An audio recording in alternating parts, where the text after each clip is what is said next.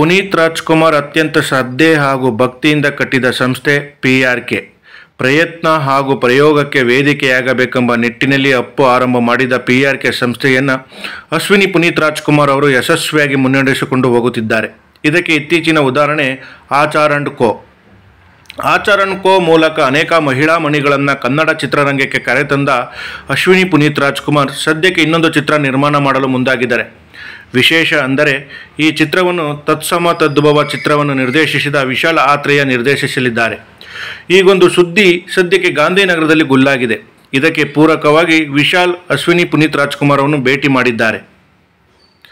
ಹಾಗೆ ನೋಡಿದರೆ ವಿಶಾಲ್ ಆತ್ರೇಯ ನಿರ್ದೇಶನದ ತತ್ಸಮ ತದ್ಭವ ಚಿತ್ರದ ಕಥೆಯನ್ನು ಪುನೀತ್ ರಾಜ್ಕುಮಾರ್ ಮನಸಾರೆ ಮೆಚ್ಚಿದರು.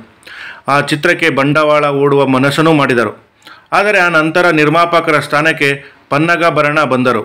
ಈಗ ಮತ್ತೊಂದು ಕಥೆಯ ಜೊತೆ ವಿಶಾಲ್ ಆತ್ರೇಯ PRK ಸಂಸ್ಥೆಯ ಆಸುಪಾಸು ಕಾಣಿಸಿಕೊಂಡಿದ್ದಾರೆ. ಯಾರಿಗೆ ಗೊತ್ತು, ಈ ಬಾರಿ ಈ ವಿಶಾಲ್ ಆತ್ರೇಯ ಸಿನಿಮಾವನ್ನು PRK ಸಂಸ್ಥೆ ನಿರ್ಮಾಣ ಮಾಡಿದರೂ ಮಾಡಬಹುದು. ಈ ಕುರಿತು ಅಧಿಕೃತ ಘೋಷಣೆ ಸದ್ಯದಲ್ಲೇ ಆಗುವ ನಿರೀಕ್ಷೆ ಇದೆ. ಅಪ್ಪು ಉತ್ತರಾಧಿಕಾರಿ ಯುವ ರಾಜ್ಕುಮಾರ್ ಅವರ ಚಿತ್ರವನ್ನು PRK ಸಂಸ್ಥೆ ನಿರ್ಮಾಣ ಮಾಡಲಿದೆ ಎಂಬ ಸುದ್ದಿ ಹಿಂದಿನಿಂದಲೂ ಕೇಳಿ ಬರ್ತಿದೆ. ಇನ್ನು ಸದ್ಯಕ್ಕೆ ಯುವ ತಮ್ಮ ಚೊಚ್ಚಲ ಚಿತ್ರ ಯುವ ಬಿಡುಗಡೆಯ ಎದುರು ನೋಡುತ್ತಿದ್ದಾರೆ. ಈ ಕಾರಣಕ್ಕೆ ವಿಶಾಲ್ ಆತ್ರೇಯ ನಿರ್ದೇಶನದ ಅಶ್ವಿನಿ ಪುನೀತ್ ರಾಜ್ಕುಮಾರ್ ನಿರ್ಮಾಣದ ಈ ಚಿತ್ರದಲ್ಲಿ ಯುವ ರಾಜ್ಕುಮಾರ್ ಕಾಣಿಸಿಕೊಳ್ಳಬಹುದು ಎಂಬ ಮಾತು ಕೂಡ ಕೇಳಿ ಬಂದಿದೆ. ಇನ್ನು ವಿಶಾಲ್ ಆತ್ರೇಯ ಮತ್ತೊಮ್ಮೆ ಮೇಘನಾ ರಾಜ್ ಹಾಗೂ ಪ್ರಜ್ವಲ್ ದೇವರಾಜ್ ಜೊತೆ ಕೆಲಸ ಮಾಡುವ ತುರೆಯಲಿದ್ದಾರೆ.